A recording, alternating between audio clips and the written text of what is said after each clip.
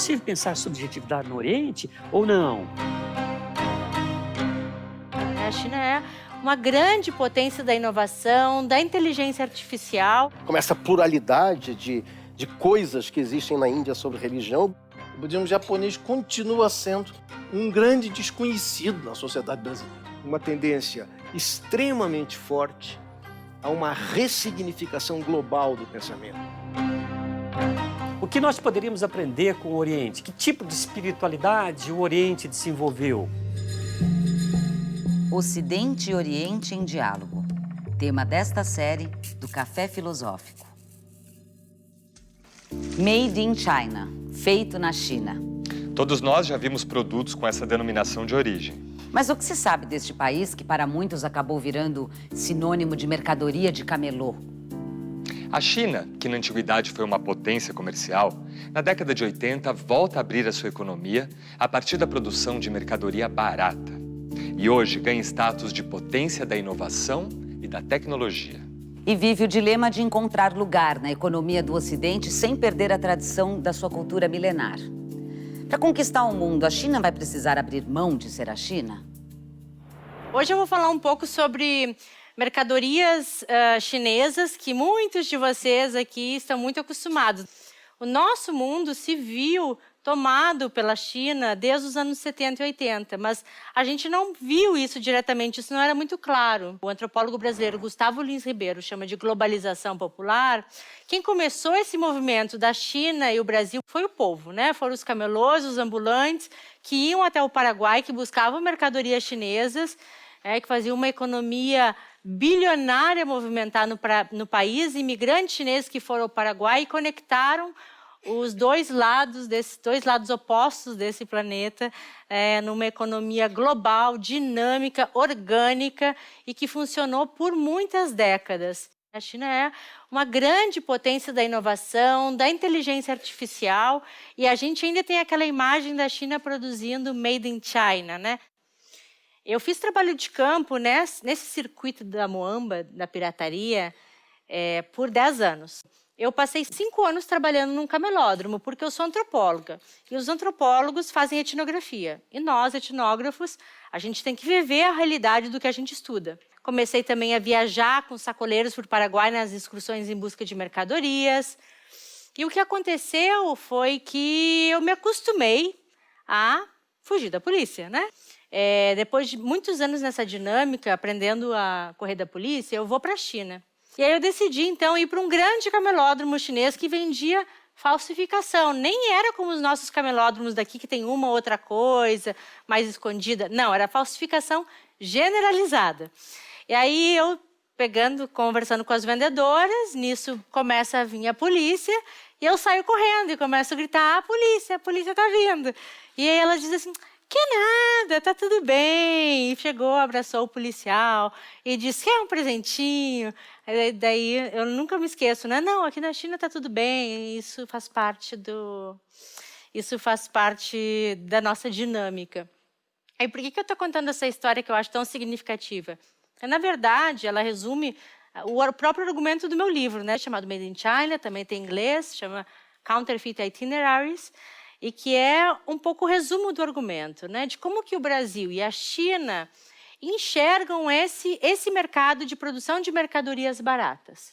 Então, mas isso diz muito sobre concepções filosóficas, sobre concepções culturais, sobre capacidade econômica, capacidade de barganha política, sobre trajetórias históricas diferenciadas que fez com que a China, por muitos anos, sustentasse esse modelo de produção de mercadorias baratas, de informalidade e muitas vezes de ilegalidade, sempre ali naquela linha tênue da informalidade e da ilegalidade, dizendo, não, esse é o nosso modelo de desenvolvimento e nós vamos bancar isso frente às organizações. O que o Brasil fez ao longo de toda a sua trajetória? Coibir e botar a polícia em cima dos vendedores ambulantes. Em cima da sua economia informal, em cima de uma grande potência criativa de trabalhadores. Esse é o modus operandi do Brasil há décadas. Na verdade, eu tenho uma longa pesquisa que mostra que, na verdade, esse esse modus operandi, ele é de séculos, né? Ele vem desde a abolição da escravatura. Nós temos um Estado no Brasil que enxerga a informalidade, a economia informal, como algo que está fora da economia, como algo que não dá dinheiro, como o Brasil que deu errado. E na China nós tivemos um grande investimento do Estado dizendo: isso é esse povo que está trabalhando aqui, ele faz parte da nossa construção de Estado, faz parte da nossa construção de noção de nação, e a gente vai bancar esse modelo. Para vocês terem uma ideia, esse mercado, a gente pode chamar de globalização popular, como eu falava, ou de globalização por baixo, esse mercado movimentava uma economia de 2 bilhões por ano. E já chegou a ser, em determinado momento, 50% do PIB do Paraguai, ou seja, era muito importante. Então, como é que isso ocorre? Vamos pensar um pouco mais para trás, pensar um pouco mais para a China. A China, ela passou por um período de grande destruição do seu território, de humilhação, chamado o século da humilhação, no século XIX, depois da Guerra do Ópio, que é uma guerra imperialista que destrói a China, devasta o território. A China vai entrar num momento de polarização muito forte, polarização política muito forte, e por muito tempo vai ter o seu orgulho nacional ferido. Por que a Guerra do Ópio é tão importante? Porque a Guerra do Ópio é um momento onde a China tem uma das maiores economias do mundo, controlados pelos portos de Cantão, né, da província de Guangdong. E aquela região é considerada pelos especialistas, em termos topográficos, hidrográficos, a região mais perfeita do mundo para exportação. Então, isso no século XIX, a China já bombava a economia mundial voltada para a exportação, porque ela tem uma riqueza natural perfeita no sul, nos seus mares do sul, as suas artérias marítimas perfeitas para a exportação. Então, mas o país vai ser devastado depois da Guerra do Ópio, vai passar por 50 anos de guerras internas, polarização, até que vem a Revolução de Mao, que vai unificar o país e que vai, de alguma maneira,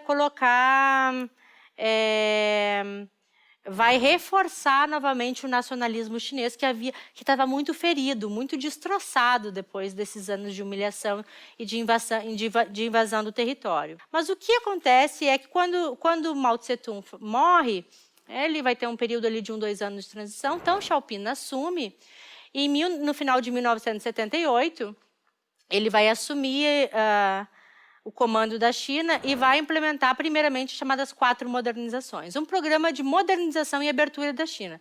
Um programa gradual que hoje chega praticamente a todo o território. É claro que a China tem províncias mais abertas e mais fechadas, mas a China hoje está muito mais aberta.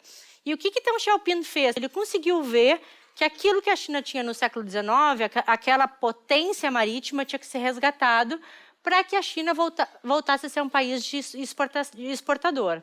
E aí começa a copiar um modelo que, na verdade, é um modelo que já passou a Alemanha, que já tinha passado o Japão e os chamados tigres asiáticos, né, que foram modelos baseados em produção intensiva de mercadoria barata, mercadoria vagabunda mesmo.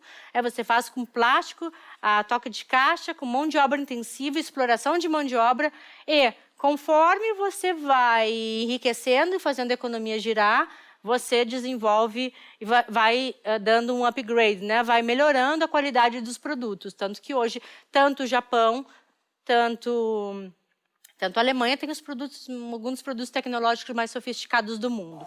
A China investiu nesse modelo, olhando principalmente para Taiwan, e abre a sua província, principalmente de Guangdong, abre Shenzhen. Shenzhen, em 1979, era um vilarejo de 2.000 pessoas.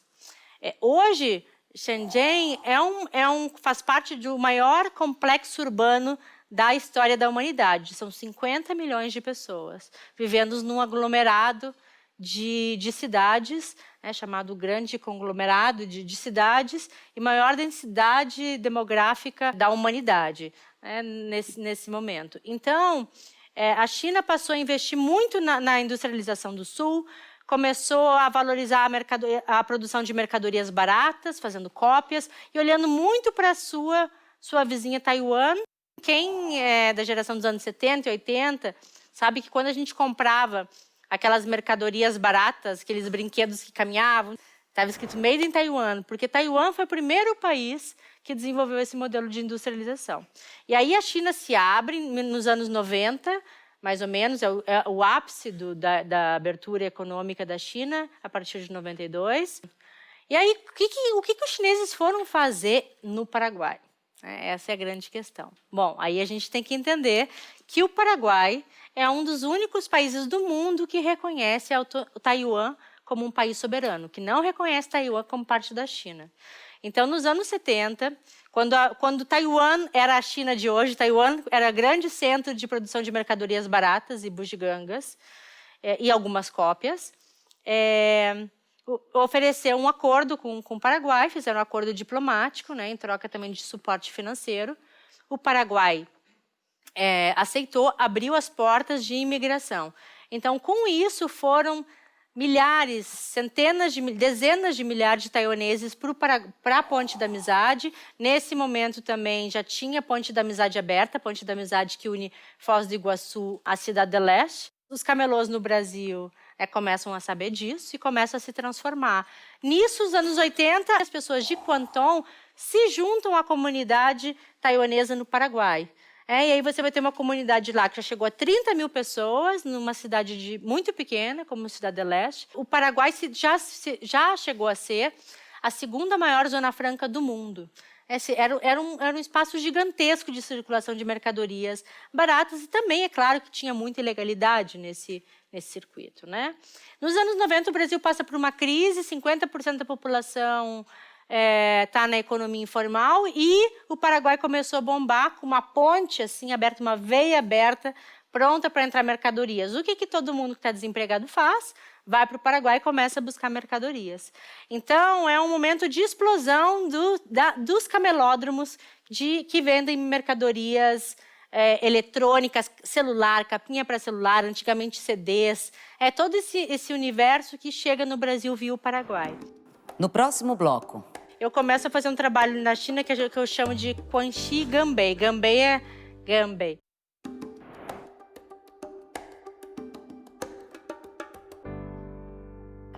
O comércio informal dos sacoleiros e vendedores ambulantes pode mudar a dinâmica da economia de um país.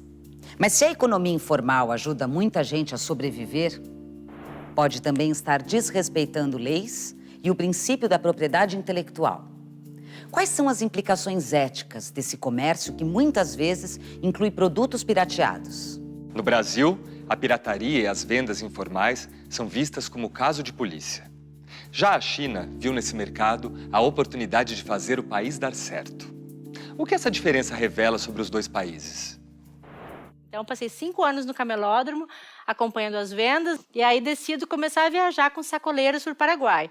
Daí é uma parte mais tensa da minha pesquisa, porque eu começo a encontrar o que a gente chama, no estudo da propriedade intelectual, né, que é de proteção às marcas, de proteção ao direito autoral, de enforcement, a grande momento de repressão à pirataria no Brasil.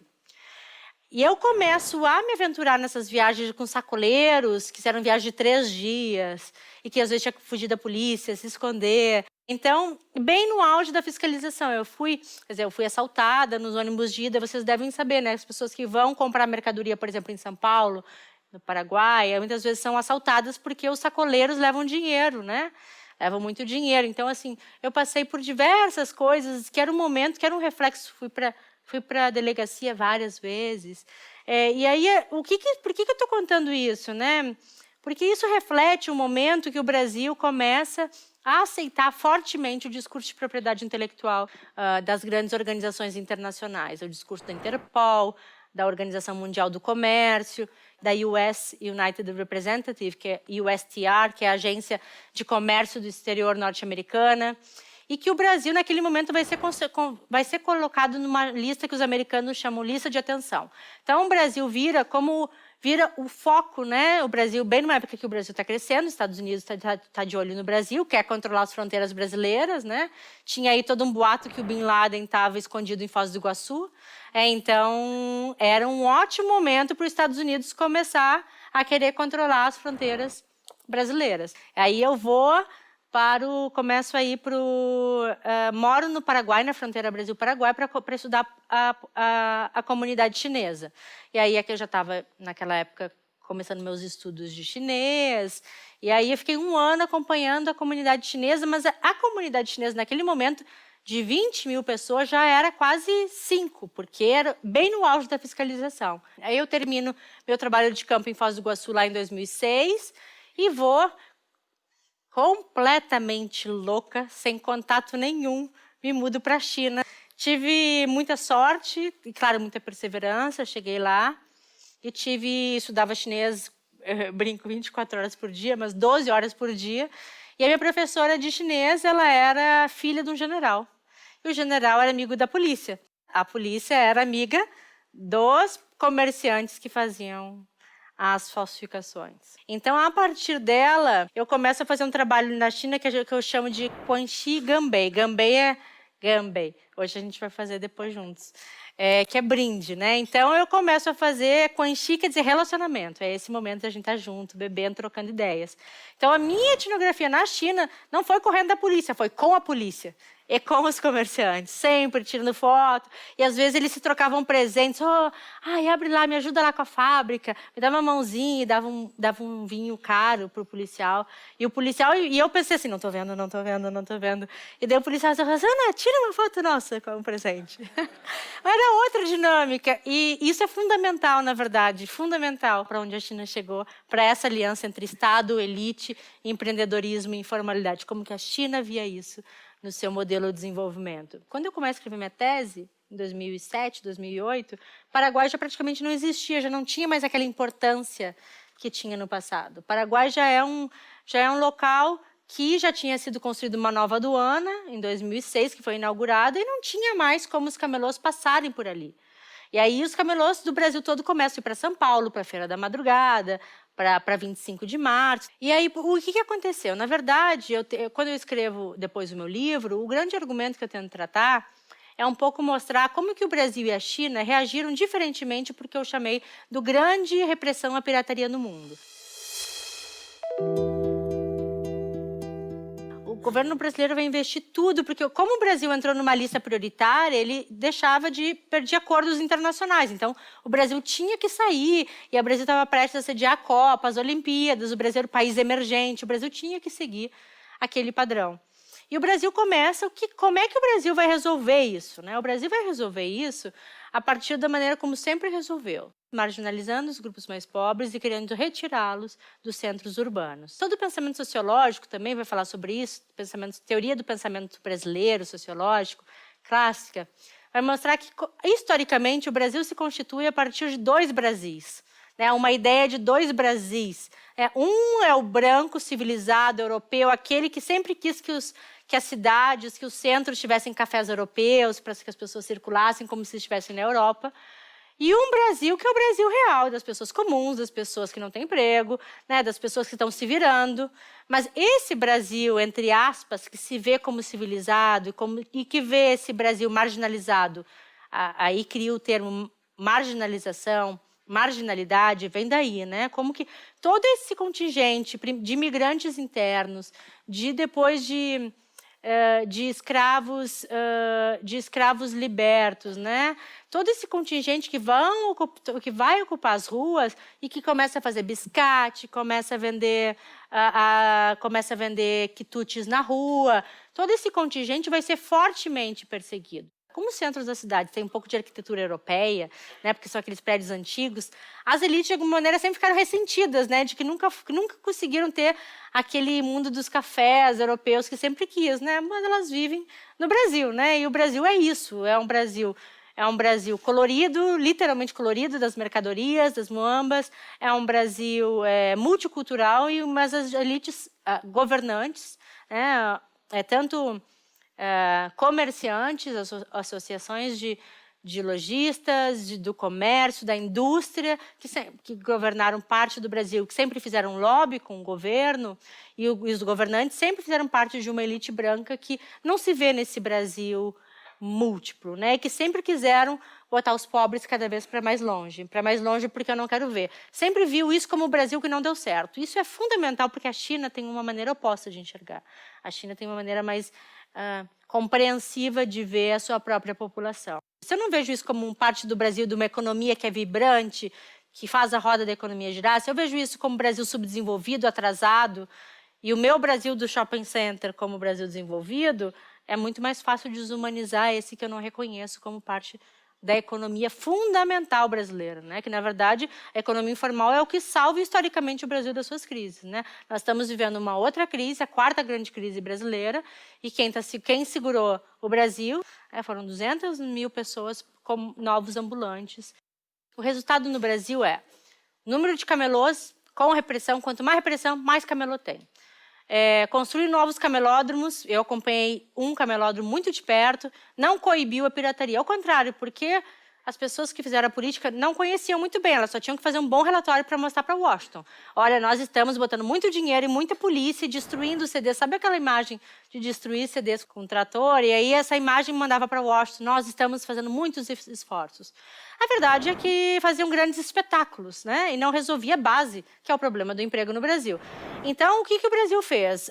Os camelôs do Brasil todo começaram a ir para 25 de março, em São Paulo. Lá tem pirataria. No Paraguai tinha uma outra coisa.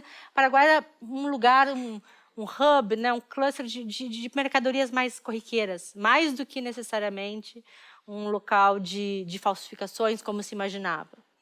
Mas, então, o Brasil conseguiu fazer esse grande espetáculo da repressão e saiu da lista prioritária norte-americana em 2007. E aí o Brasil simplesmente deixa a questão da economia informal e não passa mais a lidar isso como uma grande questão pública. Nem mesmo nas eleições municipais a gente vê isso ser tão crucial, né? Mas qual é o resultado disso? A repressão é extremamente cara, ela nunca resolveu o problema da informalidade, ela nunca resolveu o problema nem do contrabando, nem da pirataria, porque simplesmente as pessoas começaram a buscar mudar as rotas, esconder mais. O que a repressão, só a repressão faz, sem política pública de emprego, junto, faz é colocar as pessoas na maior ilegalidade. Ou seja, então, se eu não posso ir para o Paraguai, o que os camelôs faziam?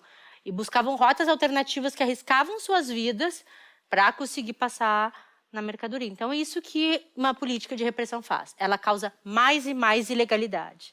Né? Já ouvi isso de autoridades. Nossos cálculos é que já gastamos mais investindo em repressão do que a gente perde em contrabando. Ou seja, foi uma operação não muito inteligente, mas que funcionou para fins de políticos e da política econômica com os Estados Unidos. A China sempre foi o país maior produtor de pirataria, então a China sempre teve nessa lista perigosa norte-americana. A China, já sendo a segunda maior economia do mundo, não se importou, né? A China, por muito tempo, quando ela começa a se abrir economicamente com Deng Xiaoping, lá que a gente chama segunda rodada do desenvolvimento. A primeira rodada do desenvolvimento era Mao, a segunda é esse modelo de sobrevivência, de tirar as pessoas da miséria, de dar trabalho com condições precárias, mas dar trabalho, que eu chamo, com uma palavra que não existe, eu acho, né? Sobreviventista, que é a etapa de sobrevivência, que é esse modelo que foi calculado por Deng Xiaoping de ser um modelo de 30 anos. E a China faz isso, ela coloca um limite que por 30 anos a gente vai fazer mercadoria barata, mas no século XXI a gente vai ser a maior potência do mundo de inovação. Que esse seria o terceiro modelo, a terceira grande era do modelo. E a China tem planejado esse momento de entrar na era da exportação há 30 anos. Aí, quando eu chego na China, eu começo a perguntar, mas e a pirataria? E essas pessoas exploradas? Porque era isso, era criança trabalhando no domingo na fábrica, né? A China tem problemas seríssimos, e ainda tem problemas seríssimos trabalhistas, né?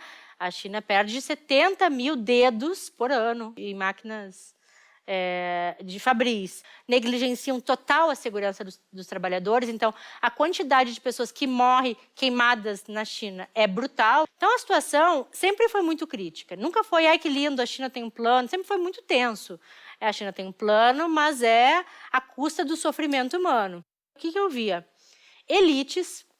Novas elites enriquecendo absurdamente, com carros mais caros do mercado, bebendo vinhos de $200, fumando a marca do cigarro de Malca, um cigarro vermelho que você deixa assim na mesa, que cada carteira custa R$150. Esse esbanjamento de elites em spas, suas esposas com marcas caríssimas, um mundo de luxo, enquanto as pessoas estavam sendo exploradas, morrendo, perdendo partes, sendo mutiladas nas fábricas.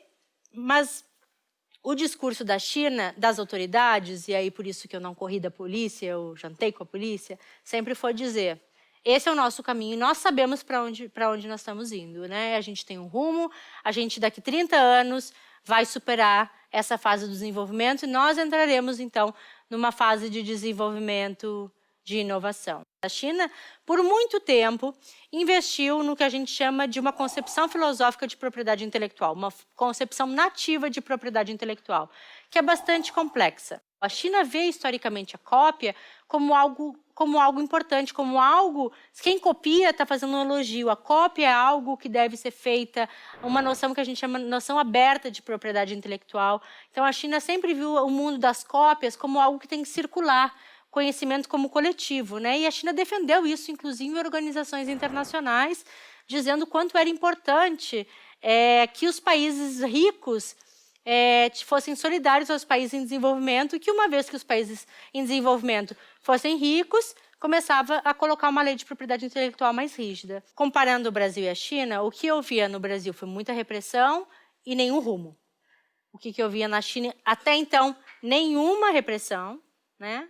Muito pouca repressão, o que também não é bom, não é um elogio que eu estou fazendo à China, porque também não acho positivo que o não controle das fábricas fazia com que as pessoas morressem nas fábricas pelas condições, né, insalubres que viviam. Mas a China tinha um modelo oposto, que era não repressão, naquele momento, com um plano definido por 30 anos. O Brasil continua, desde então, sem um projeto de nação claro definido.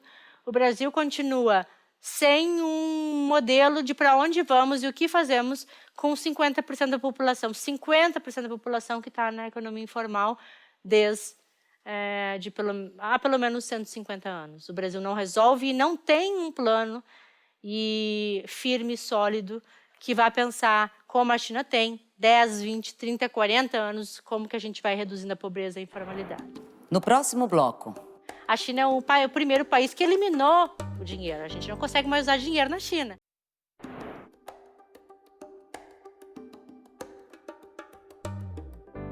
Se o selo Made in China fez a China ser, de novo, uma potência comercial, hoje o país trabalha para tirar a imagem negativa desta marca que ganhou o mundo. Se feito na China já foi sinônimo de cópia, daqui para frente pode significar inovação e originalidade. A gente não encontra hoje na China aqueles mercados de falsificação. É impressionante o que um país mudou em questão de 10 anos. Aqueles mercados de falsificação, agora sim tem muita repressão, porque a China passou os 30 anos, a China entrou no novo modelo que agora acabou a farra. Ninguém vai produzir cópia. Então a China lança 3 grandes programas, todos com planejamento, né? De 20, 30 anos, porque é um regime também único, do partido único, então eles conseguem manter um planejamento.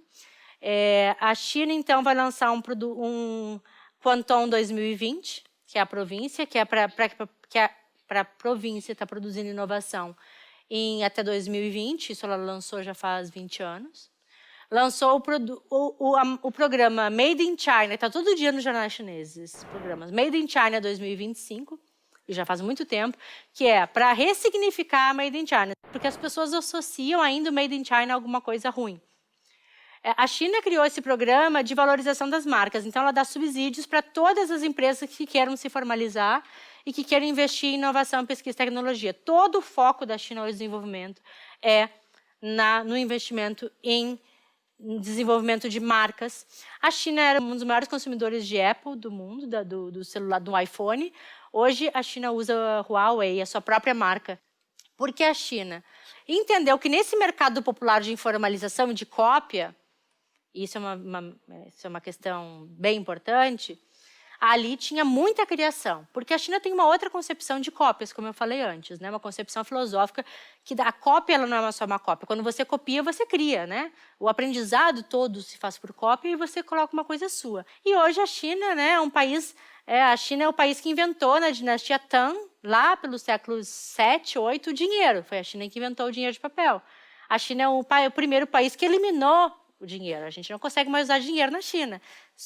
Nem cartão de crédito. A China passou, né, do dinheiro para o celular do WeChat. Imagina vocês no Zap de vocês, o WeChat é o WhatsApp. E todo mundo paga com o seu código de barras do WhatsApp. Então, qualquer camelô na rua tem um códigozinho, você vai lá, transfere o dinheiro de um WhatsApp para o outro. A China não usa mais dinheiro. Foi falado muito assim dos produtos populares. Mas se qualquer produto, loja assim que a própria elite compra, você entra, tem muitas marcas com a marca Made in China. Os dois lados estão querendo usufruir, a elite também usufrui dessa mão de obra barata chinesa, no caso? Exatamente isso. É um pouco hipocrisia, né? Eu trabalhei numa fábrica na China que produzia o mesmo urso de pelúcia para uma grande marca holandesa e que fazia de noite falsificado com o mesmo material para o camelódromo.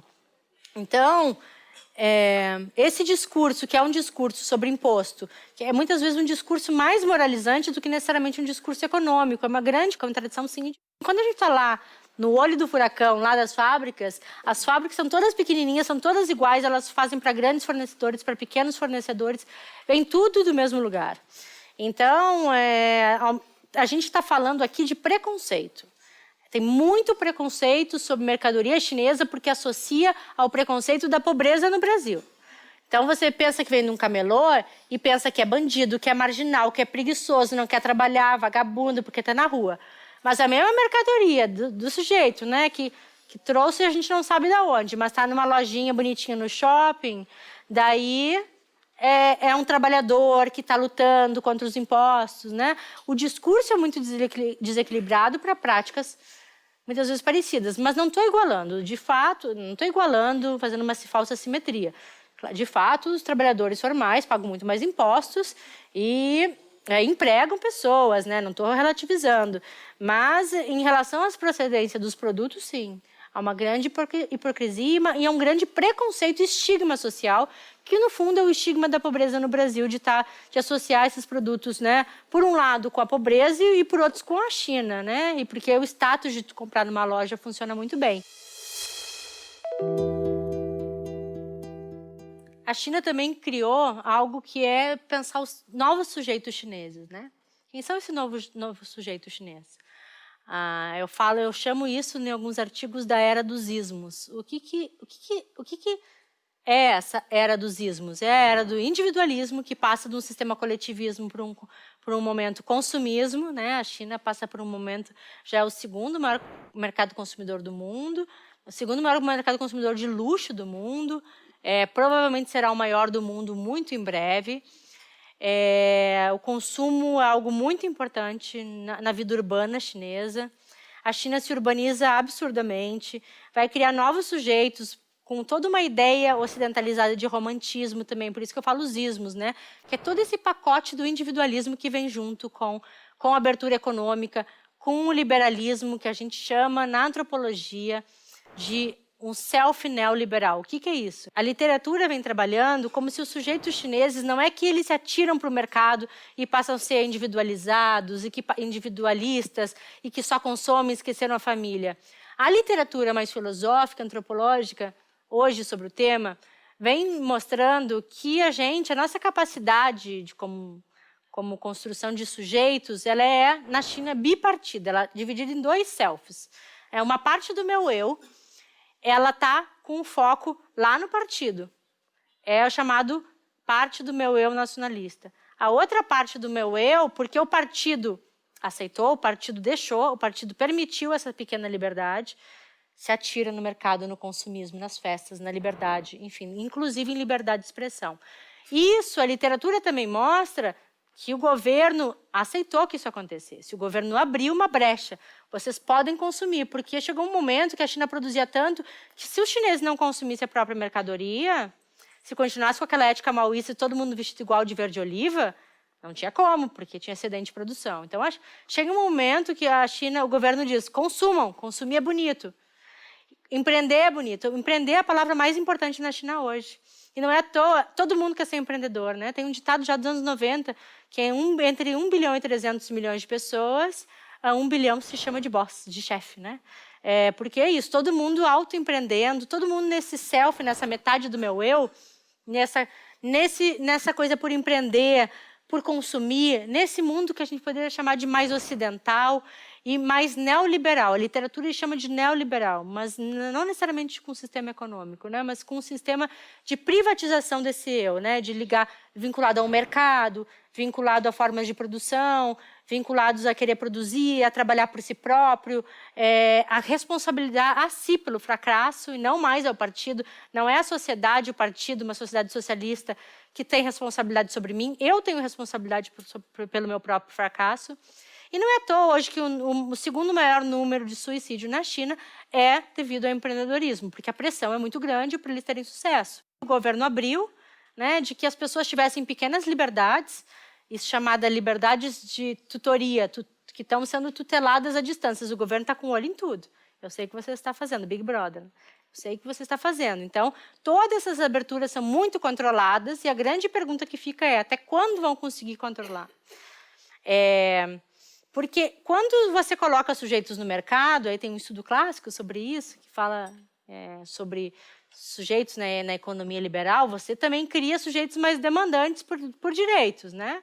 Então, o que vai acontecer é que muitas das pessoas que entram no mercado, compram o seu apartamento agora, que é aquela classe média típica, começa a fazer movimentos por moradia contra a especulação imobiliária, começa a ter movimentos de meio ambiente. O movimento anticorrupção na China é o maior movimento que tem, porque o maior problema para os chineses é o movimento, o entendimento da corrupção.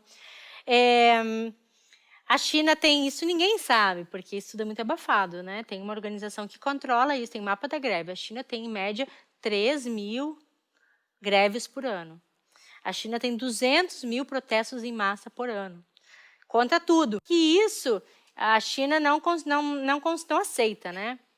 Não chama isso de protesto, chama de incidente de massa. O movimento feminista na China, o movimento Me Too, né? Que foi um pouco forte no Brasil, um dos mais fortes é na China. Eles conseguem burlar a censura e coloca Me Too como duas palavras chinesas. Me como arroz, por exemplo, e põe 2 bonequinhos e fica Me Too e a censura não consegue pegar.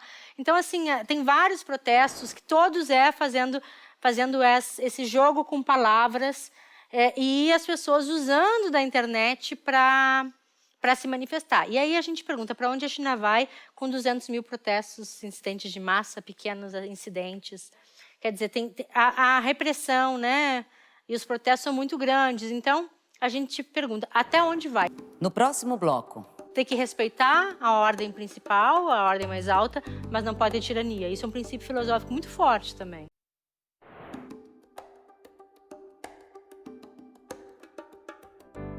O formato político que existe na China atualmente é tido como um formato político que não permite liberdades, não permite direitos humanos, mas tem outro ponto.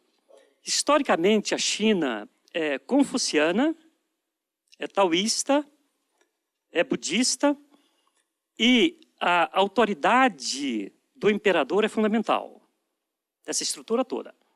Pode ser ideológica, mas o imperador funciona como elemento central. O conceito de indivíduo que a China constrói é um conceito em rede, de indivíduo em rede e relacional. O conceito de indivíduo que o Ocidente constrói é o indivíduo isolado, que eu chamo de indivíduo atômico.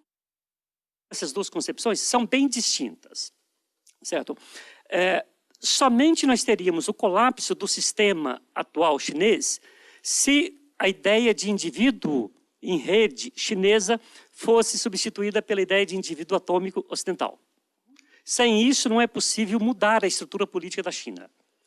Você acha que é possível essa substituição?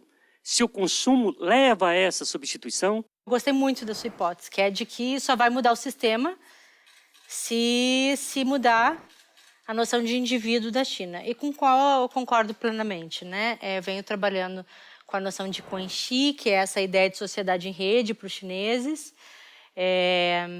e concordo de que isso é central, tanto quando eu trazia um pouco a história, né, dos empreendedores com os membros do partido e com alguns trabalhadores sindicalistas da fábrica, é toda essa construção de uma sociedade em rede que se mantém coesa dentro de propósitos nacionalistas muito específicos, né? Então, eu concordo plenamente que no momento que você destrói ou desagrega uma sociedade baseada no Quanxi, né, que a partir do Quanxi você constrói o próprio sistema chinês, você fragmenta o sistema político também. Eu não vejo por onde isso possa ocorrer hoje na China atual. Por isso que eu sou muito descrente, muito cética com a ideia de ocidentalização da China. O sistema de mercadorias, ele atualiza o sistema de sociedade em rede, ele atualiza o Quanxi, na verdade as mercadorias entram dentro do sistema de dádivas, onde as mercadorias circulam para continuar formando as redes, esse sistema de poder para manter o status quo também. Mas é claro que há mudanças, né? É claro que a China há mudanças na família, os modelos de família estão ficando menores, mas a maneira como o sistema de empregos, como a lealdade ao partido funciona, é só olhar para a juventude é a juventude que mais vai para fora do país e toda ela volta porque ela quer trabalhar para a China. E é uma juventude extremamente moderna, que vai para as melhores universidades do mundo, mas aquele foco, aquele eu nacionalista, ele se mantém. Então, não acho que o que vai levar à queda ou desestruturação do regime seja uma ocidentalização. Como a China tem um legado filosófico de uma teoria política, que é um aparato ideológico tão forte, provavelmente um dos mais, junto com o judaísmo, o cristianismo, um dos mais perenes da humanidade, é muito difícil de conseguir mudar isso, né? Eu acho mais fácil a China orientalizar o que vem do Ocidente dentro da sua lógica própria. Tem um livro clássico, um artigo clássico do Perry Anderson, que chama Duas Revoluções, comparando a Revolução Russa com o sucesso da Revolução Chinesa. O fracasso de uma e o sucesso da outra. E fui convidada para fazer uma espécie de complemento, né, para uma nova edição. E o meu capítulo se chama Rumo e Repressão.